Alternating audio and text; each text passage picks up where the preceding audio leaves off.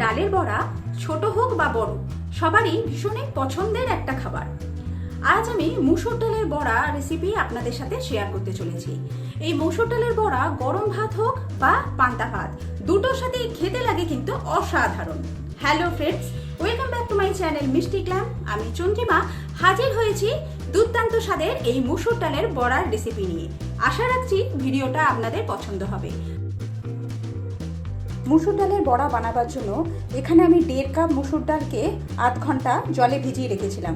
এবার ডালটাকে বেটে নেব। একটা মিক্সিং জারের মধ্যে ডালটাকে দিয়ে দিলাম। আপনারা এটাকে শিলে বেটে নিতেও পারেন, শিলে বেটে নিলে বরঞ্চ বেশি ভালো হয়।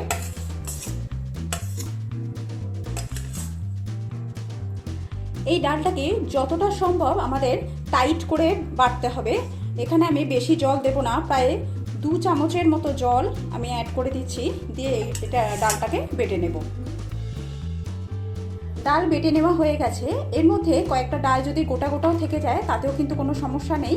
এবার একটা পাত্রের মধ্যে ডালটাকে নিয়ে নিচ্ছি।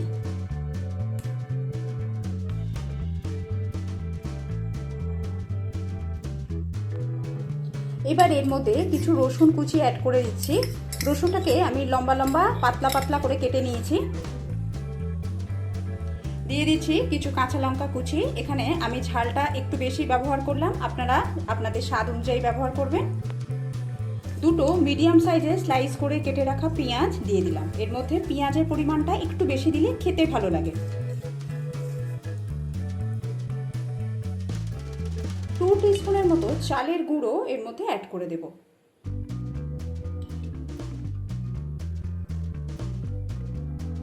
কিছুটা কালো জিরে অ্যাড করে দিলাম। পরিমাণ মতো নুন দিয়ে দিচ্ছি।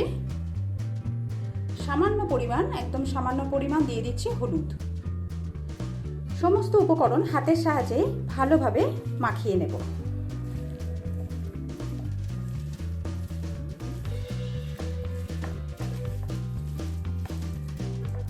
ঠিক এরকম টাইট করে আমাদের মাখিয়ে নিতে হবে।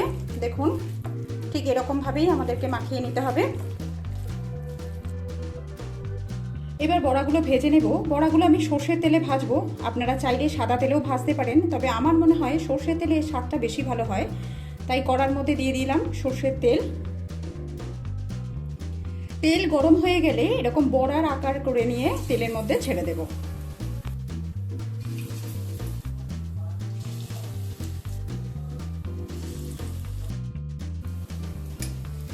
এক পিঠটা একটু হয়ে গেলে তারপর এগুলোকে উল্টে দেব।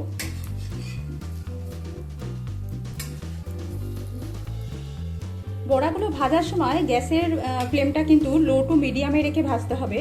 হাই ফ্লেমে ভাজলে উপরটা তো ভাজা হয়ে যাবে কিন্তু ভেতরটা কাঁচা থেকে যাবে। ঠিক এইভাবে লালচে করে বড়াগুলোকে ভেজে নিতে হবে।